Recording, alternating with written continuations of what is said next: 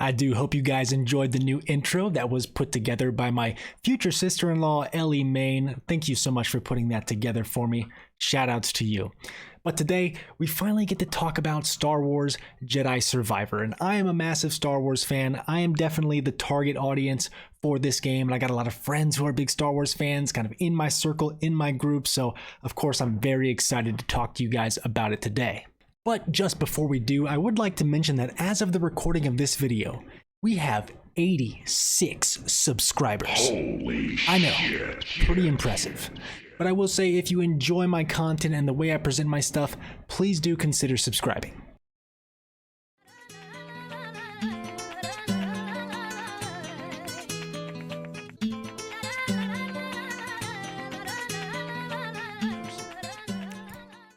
Now, I know that every reviewer, every media outlet, and Twitter user on the face of the earth who has played this game has talked about the performance issues.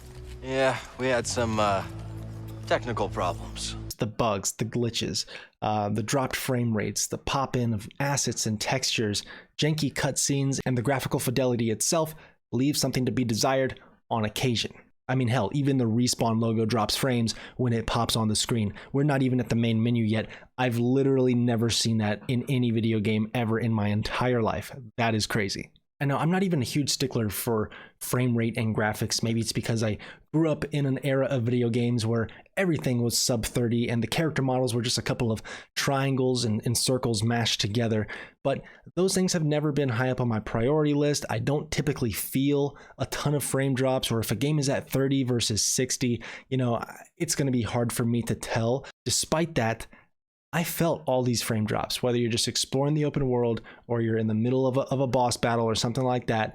The frames will just drop. The graphics are not up to snuff for like a next-gen exclusive game, in my opinion. And for me to feel that way, for me to notice those things, I think that's pretty telling. But you know, frame rate, texture pop-in, that's stuff that usually affects your immersion, which is not great. I'm not defending it, but as long as it doesn't get me killed in the middle of a boss battle or something like that, usually I'm cool. But there are some inexcusable things that happen in this game, like hard crashes and game-breaking bugs, both of which I did experience. And as far as game-breaking bugs, I did experience two, and both of these were main quest environmental puzzles. The first one, I have to force pull this orb out of its pedestal, put it in a different pedestal, but it just won't budge no matter how much I try. And the second one, we have this grate that is on the wall, and once again, gotta force pull it off so I can walk on through, but you can also tell by the strange shiny texture on it that it's not loading in properly, and it doesn't interact with the force abilities as it should. And so how did I resolve these issues? How did I get around them? I didn't really do anything. I just sat there for 10 minutes straight, desperately force pulling until it worked. So yeah, just pure determination fueled by rage and hatred. Good.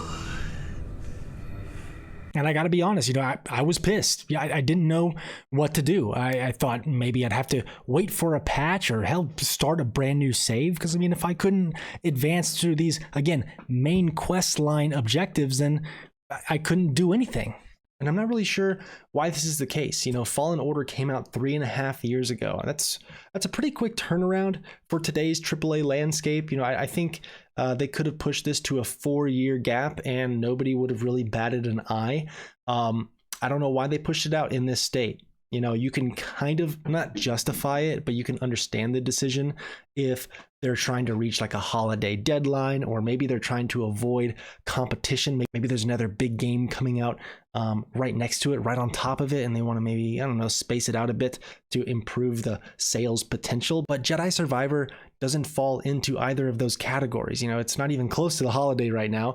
And in my opinion, Jedi Survivor is the big game that others would want to avoid. Not to mention, Tears of the Kingdom is just 2 weeks after its release. So I don't know. I don't get why they pushed it out. There doesn't seem any logical reason for them to have rushed it out the door. But at the end of the day, I put this on EA and not Respawn. You know, Respawn, they developed the game, and EA is the one who are going to make those more corporate managerial type decisions to go ahead and push the game out. But ladies and gentlemen, if you thought the bugs, the crashes, the glitches were bad, that's not even the worst part. Something much more egregious is afoot here, and it's downright disrespectful because this was an issue in Fallen Order as well. And that is the jank ass running animation for Cal Kestis. He still runs like a newborn giraffe. I don't know who did the mocap for this, but they need some help. It almost looks like they got an animal, jammed it in a mocap suit, and forced it to run like a human via puppetry. This is how I would expect my sleep paralysis demon to run. So please, someone get a priest and get Respawn some help. But alright, performance issues aside, we can now just focus on what is a great game underneath those technical problems.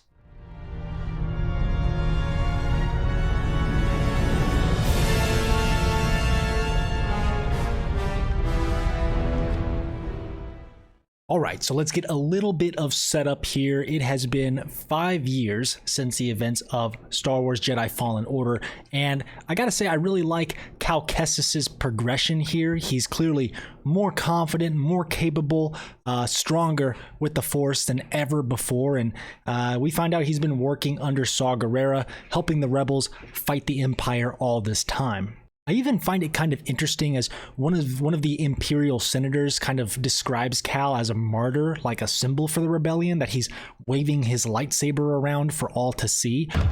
The renegade Jedi Cal Kestis. You have made quite a name for yourself. Sabotaging weapons depots, disrupting supply lines, flaunting this for everyone to see. The reason I find it interesting is because that never comes up in any other Star Wars media. Obviously, this is the most recent, so that's why in real-world explanation. But like in canon, you'd think people would be talking about Cal Kestis a bit more if he's waving his lightsaber around during all of these rebellious acts. But on the unfortunate side of things, it would appear that the former Mantis crew, Grease, Seer, Marin, have all disbanded. They've all gone their separate ways, while Cal continues to obsess over the Empire. But that's okay. That's okay. Like I said, he's working under Saw Gerrera now. He's got new friends. He's got a new crew. They're fighting back, and they're here to kick some ass. We're almost done!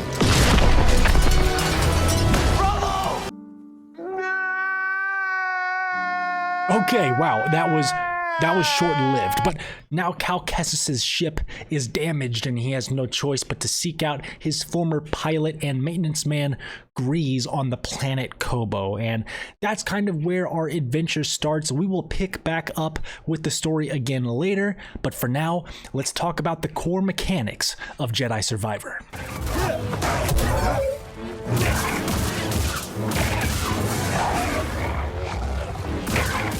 Now, I would be remiss if we didn't start with what was the bread and butter of Jedi Survivor and, of course, Fallen Order, that being the lightsaber combat, to which I still firmly believe is the best combat in any Star Wars game that we've gotten to date. Whether we're fighting a horde of Empire troopers or fighting mano-a-mano with a bounty hunter, it's the sounds and tactile feedback from the DualSense controller, the combination of Force abilities and lightsaber swings, all packaged neatly together in a Souls-like combat system that creates what I would consider a timeless gameplay experience. And of course, the biggest change up from Jedi Survivor to Fallen Order are the variety of lightsaber stances, the different lightsabers that you can equip. And so, of course, we have the single blade, double blade, dual wield, the new blaster stance, and my personal favorite, the crossguard. Gosh, this is amazing! I feel incredible! Yes, yes, yes, yes! I can win! I feel great! I can do this! And now each lightsaber has its own strengths and weaknesses, but Respawn thought ahead and allows you to equip 2 at a time. So the strategy kind of comes in there. You want to pick 2 lightsaber stances that are going to complement each other well. For me, I generally gravitate towards big, meaty, two-handed weapons in my Souls games, so the crossguard was my go-to. But while it may hit like a Mack truck, it's got a slow low windup time and struggles against large groups of enemies. So to compensate for that, I also carried along with me the dual wield, something that specializes in flurries and mobility, speed, that can have long range capabilities as well.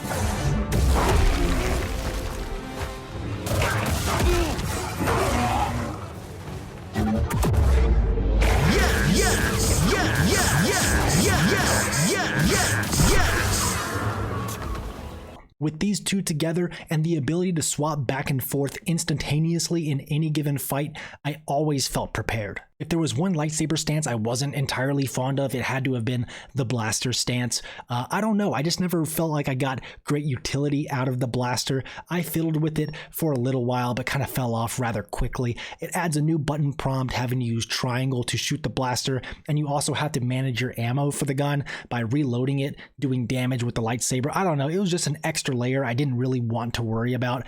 I just wanted to get my big beefy sword and cut troopers to bits. But I would be very curious down in the comments section below, what was your favorite lightsaber stance? As far as force abilities go, I didn't really delve too deeply into the skill trees there other than the confusion force ability. I think it comes down to the fact that I just loved the lightsaber combat so much, that's all I ever wanted to do. But whether or not you use these force abilities in combat honestly doesn't matter that much, because you're still going to be pushing, pulling, and dashing through the air with the game's variety of platforming. And yes, the platforming is back, and frankly, it is new and improved. I love the addition of the grapple and the dash. They really add a sense of timing and precision that transforms traditional 3D platforming into puzzle platforming and is more mechanically challenging and demanding than ever. I did hear one complaint quite a bit that frankly I have to agree with, that there was maybe a bit too much platforming. There were definitely times where I just wanted to get into the next big boss battle but saw a long stretch of platforms ahead of me. Granted, they usually come with some awesome vistas, some really nice views or set pieces that keep it engaging if nothing else. So lightsaber combat, check. Platforming, check. But what else is there to do in this game outside of the main quest, which we'll talk about later in the story section of this video? Well, it all starts with the hub planet of Koboh. That's really where you get started on your adventure and where you're going to spend the majority of your gameplay experience. Now, I'd like to describe Koboh as an open world planet, but it's more of a really big open area with a ton of branching pathways for you to explore. And I will say, it was very much underappreciated by myself early on in the game because, of course, just like Fallen Order, Jedi Survivor has a Metroidvania style of progression, meaning that you're likely going to choose a pathway to explore and ultimately meet a dead end or an obstacle that you can't get past until you've unlocked a particular force ability or an upgrade for Cal Kestis or BD1. So like any normal gamer, of course, I get dropped off on Koboh and immediately want to run out into the open world and see what secrets I can uncover, only to find that I was extremely limited. Obviously, early on, you don't have many of the abilities or the equipment required to get past a lot of these obstacles. So I kind of shrugged it off and I just went and did main quest stuff. And I really didn't dive back into Koboh until I was very deep in the game, maybe 3 or 4 missions away from completion. And honestly, it was a kind of a strange way to play the game, but I would almost recommend it. Just beelining the main quest, unlocking all of the necessary abilities and equipment upgrades, and then venturing out into Koboh, because at that point, nothing was in my way. Nothing could stop me. I could explore every cave, every gutter, every nook and cranny was mine to investigate. I found tons of loot. I did tons of side quests. I fought awesome mini bosses and bounty hunters, interesting characters, secrets, and of course, good old customization items. And if I could touch on the customization really quick, I absolutely loved it in this game. Obviously, in Fallen Order, you just had a billion ponchos to choose from, but here in Jedi Survivor, you can customize Cal's hair, his facial hair, his jacket, shirt, pants, lightsaber parts, blaster, and BD1's attachments. And this really gave a unique personality to each player's version of Cal Kestis. I love watching gameplay clips on social media and seeing the different outfits that people had found or discovered, which kind of got me excited for the potential of finding them in my own game. I also love the different hairstyles and facial hair people would rock. Mad respect to anybody rocking the mullet and handlebar mustache. Let's fucking go, brother. I'm aware of how destiny is gonna take its course, brother. Brothers, brother. And one final aspect of Koboh that I loved so much was actually the Pyloon Saloon, the cantina. And, you know, we've seen Star Wars cantinas done so many times, but they really nailed it here. And I wasn't sure how much I was going to really enjoy building up this cantina, because when you first enter the joint, it's quiet, it's desolate, doesn't look like a place you'd really want to hang out, but it builds itself up organically as you continue to explore the open area of Koboh. You'll meet random people here or there that you can recruit and bring back to the saloon, and they will either open up a shop and sell you items. They will bring Holo Tactics, which is pretty much like Star Wars Space Chess, a mini game that you can play. You can find a DJ and have them head back to the saloon, and they play some bumpin' ass music, some like amazing tracks that I listen to in my car when I drive to work now.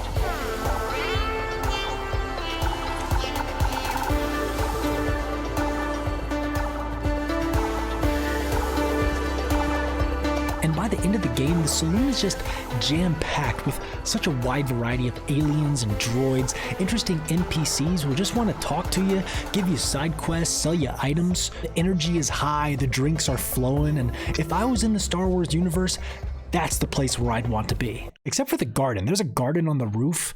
You can like plant seeds in it and they grow. I planted one batch of seeds, never went back. Fuck that garden. Now, if I could just cover a couple of the side bits that have to do with the gameplay, this game does feature the souls mechanic. You know, if you die, you know, all of your XP is going to be left at the spot you died, or it's going to attach itself to the enemy that killed you, and you have to run back to that spot and reclaim it without dying, or else it's gone forever. I will say this mechanic didn't really do much for me in this game because there's like no danger, there's no tension, no worry about getting your XP back. All you have to do is jog back to the spot that you died or slap the enemy one time and you get all of your XP back. Here. Richard.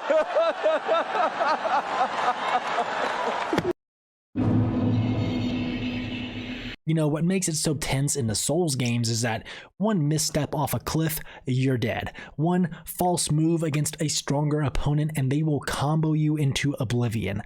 That's not going to happen in Star Wars Jedi Survivor. I played on a harder difficulty and never had any concern about reclaiming my XP. So in that sense, the mechanic kind of falls flat. Something else that I did love so much is the optional hint system. We kind of talked about this with God of War Ragnarok, how, you know, anytime you walk into a room with a puzzle, your sidekick would essentially tell you the solution before you even had an opportunity to look around and think about it. You know, the game would just give you the solution. Well, not the case here in Jedi Survivor. They have this wonderful option system where if you're taking a little bit too long on a puzzle, it'll just ask you, hey man, like, do you want a tip? Do you want a hint? Press this button for a hint. And you just be like, no, I'm good. I'm just going to stick it out. I'm going to keep trying and I'm going to figure this out on my own. More games need to adopt that system because it worked fantastically. I already mentioned that the music was really good in the Pyloon Saloon, but even outside of that, there was some very Star Wars-esque tracks, some nice melodic stuff as you're roaming the world that was much appreciated and very much noted.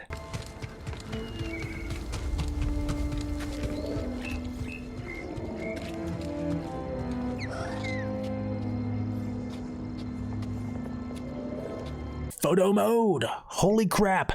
Photo mode.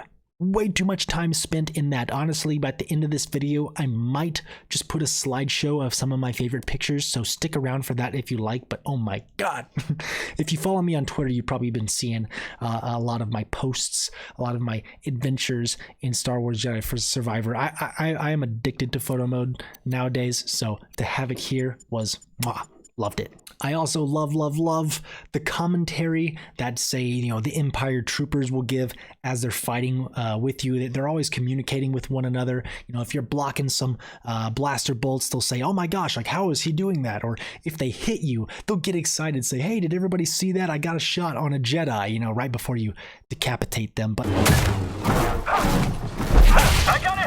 But I love all the chitter chatter between all of the different enemies in the game. It makes them feel very real. And lastly, I love when you're kind of sneaking around and you can happen across some conversations between a couple of NPCs, or maybe one NPC monologuing to himself. It makes for some really hilarious moments, and really throughout, the humor in this game is spot on. So I'll play a couple clips for you here. Take a look at that view. Is that a giant crater? Wow. I got it so easy. Guard the cliff, crush the locals, look at the scenery.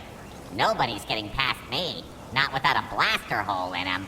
I wonder if I'll get promoted for doing such a good job. Then I'll get the other droids to guard the cliff. Oh, but then I won't see the scenery. Now that's a dilemma. Dilemma solved. I found something. It,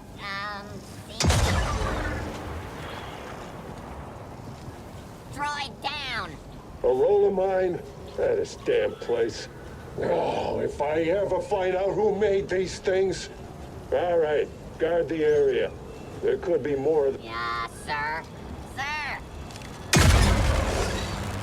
Oh, so I guess this means I'm in command now. No! Stop!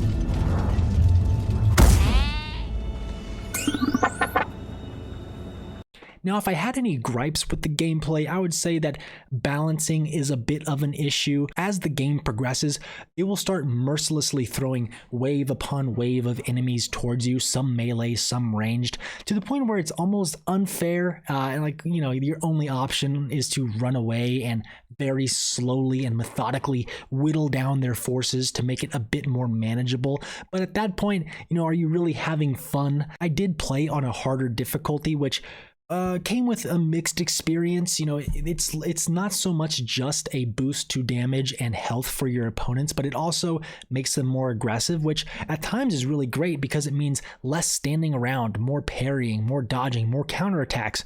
But again, once you get to those larger groups of enemies, it becomes a tad ridiculous. Another problem I continuously ran into was branching pathways, and the fact that the game does not really designate which is a main path and which are side paths. Because of course, as you want to explore all the side content that you can. Down every side path, there's going to be a treasure chest, a cosmetic, an upgrade, what have you.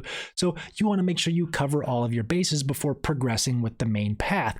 But the game never tells you which is a main, which is a side, so what happens is you just kind of have to guess. You walk maybe 30 seconds down a particular path, and you have to try and decipher, okay, is this going to lead me to a cutscene? Is this going to lead me to the next main boss?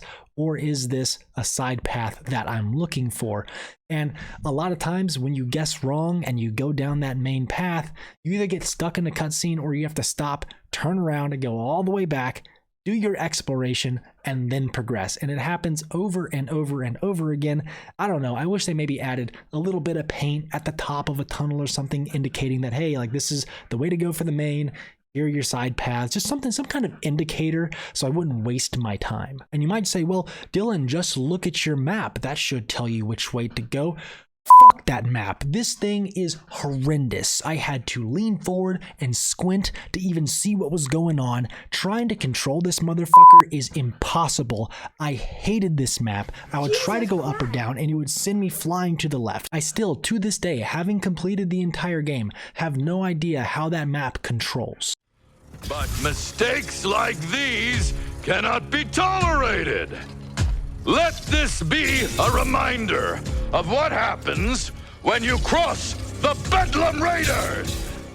Now, I mentioned Cal's new crew and that they essentially all got wiped out, well, except for one, that being Bode, a dual pistol wielding jetpack flying badass who's made out to be such a lovable and likable guy. He's just a good dude, seeing as he goes through all these hardships for the sake of his daughter. His aspirations are to one day leave this life behind him and sail off into the sunset with his daughter. So when he asks to join our crew, of course we're inclined to agree. And he continues to make appearances throughout the remainder of the game, just as a friendly NPC sitting on the Mantis or inside the Pyloon Saloon, and even tagging along for some missions from time to time, giving us a helping hand. What a stand-up guy. I just love him so much. One of my favorite characters in this game, gosh.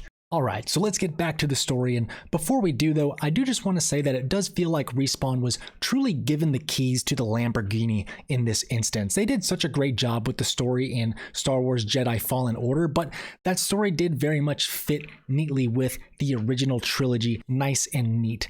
This time around, it feels like because of the success of the first game, EA perhaps gave Respawn some more leeway, gave them a little bit of trust to go outside the box and do something totally different, because this story very much venture outside of the set Star Wars canon that we know. So, where we left off, Cal had damaged the Mantis and had to go back to his old pal Grease to get some repairs, and he lands on Kobo and meets some ne'er-do-wells in the Bedlam Raiders. That does lead him on a bit of an adventure, but the first portion of the game does very much focus on the reuniting with the Mantis crew, and I have to say this was definitely the weakest part of the story for me, not even speaking on the content itself, but the execution, the delivery, because it's made very clear to us that the Mantis crew disbanded on not the best of terms. Not that they hated each other, but they had to go their own separate ways for their own personal journeys. And the game definitely goes out of its way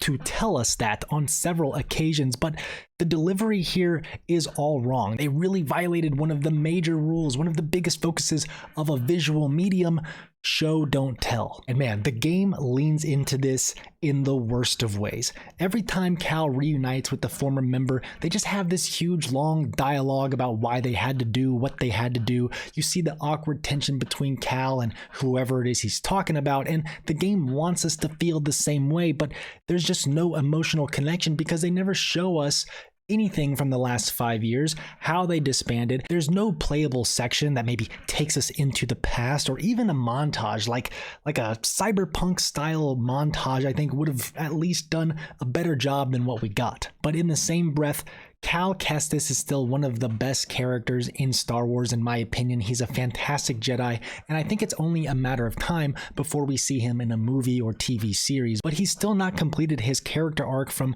Jedi Fallen Order. He's very much obsessed with the Empire to the point where he neglects the needs of himself and his friends. He's pushing so hard against the Empire, but doesn't feel like he's making any ground, so he questions what his true purpose is in all of this, and I think it's just really well done.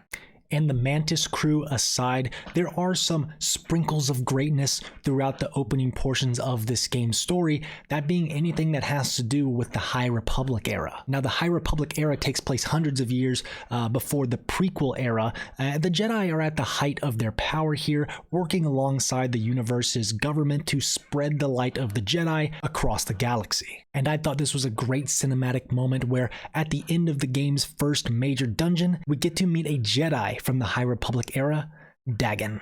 Now, Dagan is the test tube boy that we saw in all of the trailers. He's apparently been sitting in this bacta-tank for hundreds of years, waiting to be released, and I had questions about whether or not he was going to be an antagonist or an ally. Of course, that question is quickly answered when the first thing he does upon being released is bleed his crystal red. And I find it kind of hilarious that he's been imprisoned for hundreds of years, and the first thing he wants to do when he gets out is enhance his emo aesthetic. Like, dude, if that were me, first thing I'd want to do, go get a big juicy space burger, go to a strip club, live it up a little bit, relax. But no, he just could not wait to wear his darkness on his sleeve. But we'll talk more about Dagan and his master plan in a little bit. First, I want to tackle the secondary antagonist, Ravis, because this dude is awesome.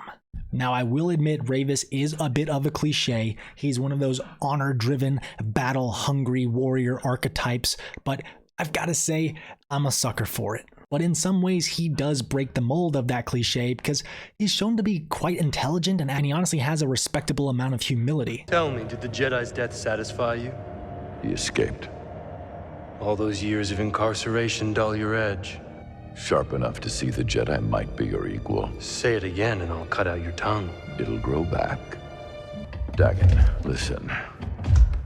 The Jedi is a threat. Not now that we have this. I already duplicated the device's frequencies. We can now access any site she sealed. Well done, Ravis.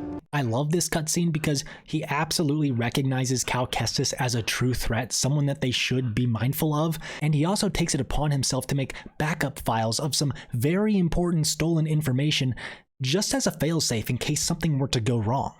Dude's got brains. And as far as why he's working with Dagan, well, apparently they've known each other since the High Republic era. Ravis was a respected warrior who had killed many Jedi, but when fighting Dagan, he finally lost and therefore pledged his loyalty to him. And now that they're reunited, they look to work together to accomplish Dagan's master plan. And that is to revive a long-lost Jedi temple on a planet known as Tanalorr. Because back in the days of the High Republic, Dagan was looking to start a new Jedi temple on this force-rich planet of Tanalorr, but was denied by the Jedi Council. We're not quite sure why the Jedi Council decided to refuse this request, but Dagan took it personally as he was in it for selfish desires. He just wanted the fame, the glory, the praise for finding such a force-rich planet. Battles ensue, and Dagan is ultimately defeated by a friend and fellow Jedi who then places him in a bacta-tank in order to recover for the next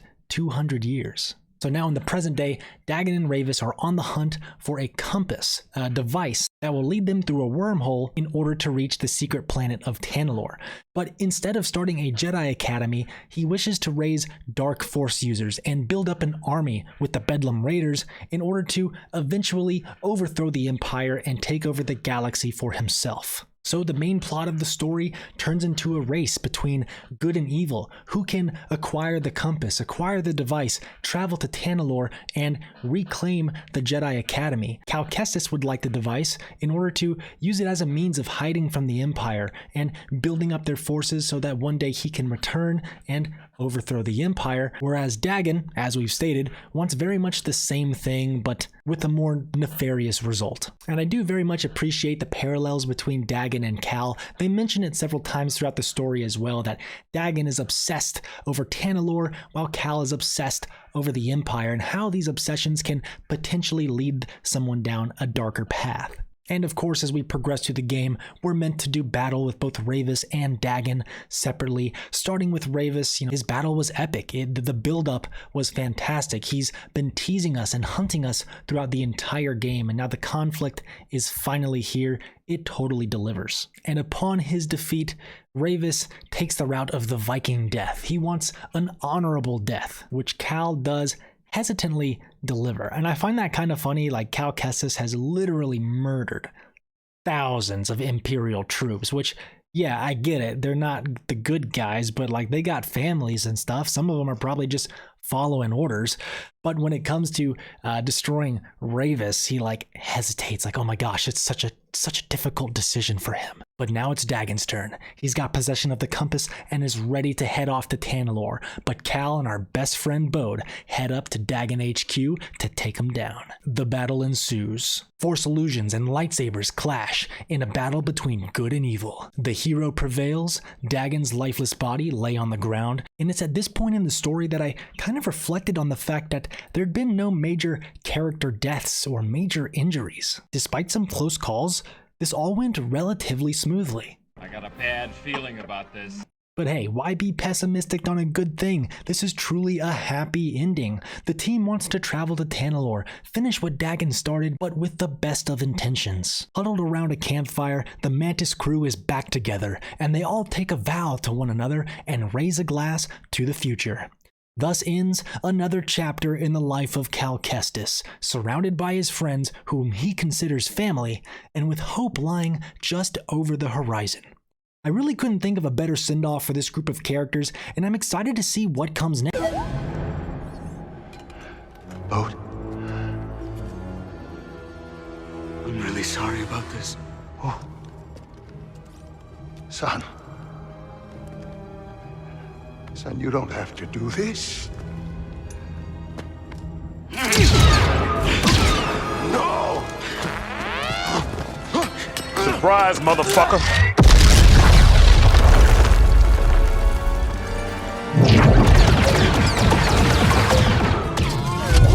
Master Cordova! He's dead! Bode has the compass. Go after him. Go! What? There's no way. There's just no way. He was a traitor all along? God, this dude just messed up. When I catch him, he is done for. I mean, why would he even think he could get away with this? I've taken down bounty hunters, ancient warlords, dark force users. He knows how strong I am. What makes him think he could possibly defeat me? What have you done?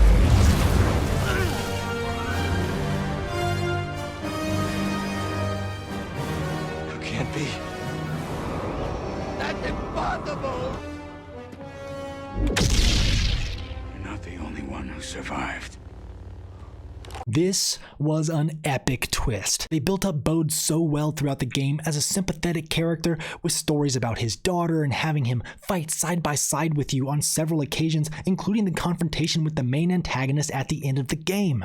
So when Cal turns around to see Bode holding a pistol to Cordova's chest, I was shocked and heartbroken. But what I think made this twist so damn effective was the speeder bike chase directly after. This chase sequence was so great, not because it was a cool set piece, not because the chase itself was challenging or mechanically fun. It was great because it gave us a moment of downtime to really think on Bode's betrayal. I mean, think about it. If we were immediately thrust into the next big battle or a situation that required complete focus and attention, it wouldn't give us the time needed to contemplate Bode's actions. During that chase sequence, my mind wasn't focused on the obstacles in front of me or even the target I was chasing. My mind was still in shock and awe. I was asking myself questions about Bode's motives, his daughter, the timing of his betrayal right after the compass had been repaired, and why Bode thought he could get away with this. Because surely he knew I would go after him, I would catch him, and that we would have to do battle. All of these questions were racing through my mind when suddenly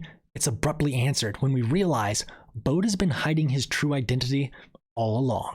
Bode himself is a Force user, a former Jedi who survived Order 66.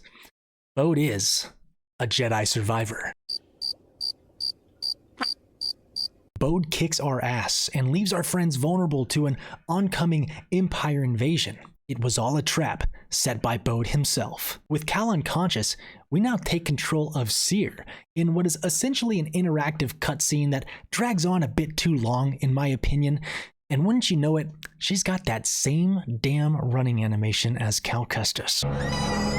But the icing on the cake has to be the arrival of our favorite asthma-riddled Dark Lord of the Sith, Darth Vader.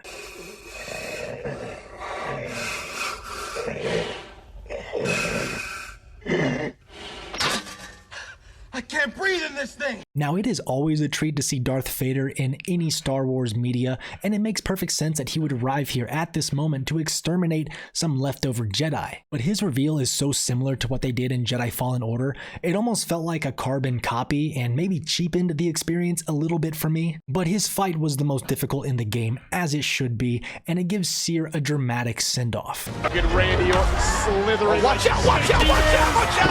KO! Here's the cover! Hook of the line! And the Legend Killer picks up the victory! In the end, Bode escapes with the compass, with the intention of taking his daughter to Tanalorr, which, in his mind, is the perfect place to hide from the Empire, where he can protect her forever. And once again, this is just such an insane twist, definitely one of my favorites in gaming at this point. And it ultimately leads us down one final chapter that I never saw coming. Because you see, we learn that Bode has been actually living on an Imperial base. He cut a deal with this one particular Imperial officer long ago. The deal would ensure his daughter's safety, provided that Bode acted as his personal assassin. During this chapter, we learn all of this backstory. We get to meet Bode's daughter, and Cal Kestis is tested as the rage from Bode's betrayal and the death of Cere fuel his anger, which introduces a new game mechanic in which you can actually harness the dark side inside Cal, essentially giving him a rage boost. Damage is out the wazoo. He just one-shots everybody. Anything in his path is essentially decimated, essentially affirming what Yoda said in the original trilogy, that the dark side is the quick and easy path. Is the dark side stronger? No. But busier, more seductive. From a gameplay standpoint, this was kind of boring, as all you really do is mash a single button and boom, you win. But from a narrative standpoint, it's interesting, and I especially love how he's able to calm himself and is convinced out of this rage state due to his love for Merrin. We always hear that attachments lead to the dark side, but in this case, it's the polar opposite, and takes me to Return of the Jedi, when Luke was able to bring Anakin back with compassion and love. We once again go head to head with Bode, and once again, he escapes with the compass and heads off to Tanalorr. Lucky for us, and this kind of feels like a cop-out, there's another way to get to Tanalorr by aligning these different arrays to open up a portal so that we can fly straight through. Another aspect of all of this that I found a bit strange was Bode's reasoning for the betrayal, because at first it sounded like he was totally on board to go to Tanalorr with Cal. But it wasn't until Cal invited the Hidden Path, these strangers, to go along with them, that Bode, he didn't like that idea. Maybe it would compromise the safety of his daughter. If I'm being honest, I thought it was kind of weak reasoning. But whatever, we're off to Tanalorr, let's finish this. At this point, Dagan and Ravis feel like distant memories, our focus squarely on Bode, and whether we should spare his life, try to turn him back to the light, or whether we need to do what must be done. The battle ensues between a Jedi and one who has lost his way. Once again, another parallel as to what Cal could have become under other circumstances. At one point in the fight, we find ourselves pinned down, Bode with the clear advantage, and the game asks the question, will you harness the dark side? And I said, of course not. I promised Marion I would stick to the light, so I refused. And you know what happened? You died. Yeah, you die if you don't harness the dark side, which I thought was weird. I thought we were like past that. But no. So I tried again, pinned down, Bode with the clear advantage. I decide to harness the dark side and deliver the finishing blow. We give Bode a chance to surrender, join us, be one of us. But he refuses. You blew it! You had it all and you blew it! Bode has been slain, leaving his daughter fatherless. But lucky for us, the daughter was actually like really mature for her age. Like, at the end of the day, yeah, she was sad, but was also kind of giving off, well, he had it coming type of energy. You know what I mean?